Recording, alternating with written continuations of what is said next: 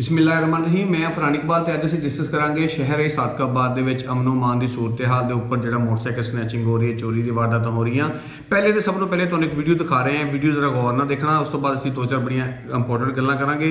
तो SHO नवीद वाला जिन्होंने तैनाती तो बाद लोगों को बहुत ज़्यादा एक्सपैक्टेशन ने कि वो शहर के वास्ते बहुत अच्छा काम करेंगे, क्योंकि पहला तो उन्होंने ट्रैक रिकॉर्ड भी बहुत अच्छा है। तो उन्होंने जी है आवाम को मैसेज है वो भी तुहानूं सुणावांगे।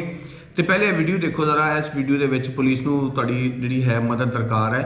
एक तो तुहानूं थोड़ा दसना चाह रहे हैं कि भी आगाही भी है।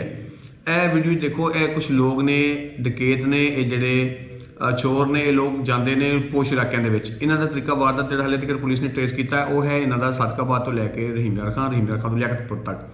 ये लोग पोश इलाके जाते हैं, घर के बाहर जाके उत्थे गेट के थलों झाती मारते आ, दीवार अगर छोटी है तो दीवार के उत्तों झाती मारते, देखते कि भी उत्थे मोटरसाइकिल वगैरह कोई चीज़ खड़ी है इस किस्म की जी असीं लैके जाइए। तो 1 to 5 इन्हों का फेवरेट है।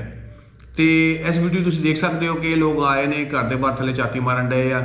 फिर एक लोग जोड़े ने मकसद इन्हों का वीडियो का मकसद है कि तुसीं तरीकाकार भी देख लो इन्हों का कि भी अगे तुसीं हिफ्ज़ मात कदम के तौर के उत्ते अगे इन्होंने चीज़ों अपने गेट की दस्तरस तो दूर रखना, ताकि जोड़ा है लोग जोड़े इन चीज़ों को जल्दी असेस ना कर सकन तो बाहरों असेस ना कर सकन। तो इस तो बाद लोग अंदर जाते हैं, गेट टपते हैं, मोटरसाइकिल गेट के करीब लैके आते हैं। अंदरों आम तौर पर असीं कुंडा ही लाया होंगे ना, सिर्फ एक कुंडा खोलिया तो मोटरसाइकिल खिंचा लग्या है, तारा लगा हुआ तो कट्टर लाते हैं, ये निकल जाते हैं। तो यह वीडियो तुहानूं लोग नज़र आ रहे हैं, ये पुलिस को मतलूब ने। अगर इन्होंने कोई भी देखे तो नंबर तुहाडे सामने स्क्रीन पर SHO सिटी नवीद वाला का आ रहा है, ये तुसीं देख लेना तो चला लेना। बाकी नवीद वाला दे नाल जिहड़ी साडी गलबात हुई है वो कुछ तुहाडे गुज़ार कर रहे हैं। वो 3-4 बड़ी जरूरी पॉइंट उन्होंने दसे ने, तो जिहड़े साडे सारिਆਂ वास्ते जरूरी ने, यह भी तुसीं सुन लो। क्राइम रुकदा है दो तरीके नाल, एक प्रिवेंशन है और एक डिटेक्शन। एक तो जुर्म होने तो पहले बचा लो, दूसरे नंबर के उत्ते हो गया तो उन्होंने ट्रेस करके फिर पकड़ लो मुलजमान।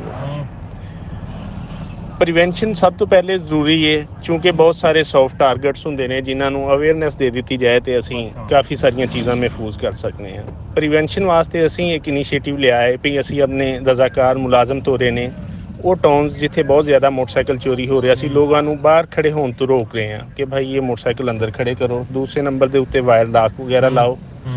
तीसरे नंबर के उत्ते घरों के बाहर लाइट वगैरह लगाओ। चौथे नंबर पर कोई भी मशकूक बंदा वेखते हैं साढ़े नंबर पर रबता करन। ये प्रिवेंशन वास्ते आवाम का तावन बहुत ज़्यादा जरूरी है। डिटेक्शन तो चलो असी होर भी वसाइल यूटिलाइज़ कर सकते हैं, प्रिवेंशन आवाम के तावन तो बगैर नहीं हो सकती। इंशाअल्लाह ताला असी अपनी कोशिश शुरू कर दी है। प्रिवेंशन वास्ते ही असी सड़कों के उत्ते लोगों को चैक भी करना शुरू करता है, टाउनस के विचों बुलवा के उन्होंने वेरीफिकेशन भी शुरू करती है, मजीद सर्च ऑपरेशन भी करांगे, लेकिन लोगों का तावन जरूरी है।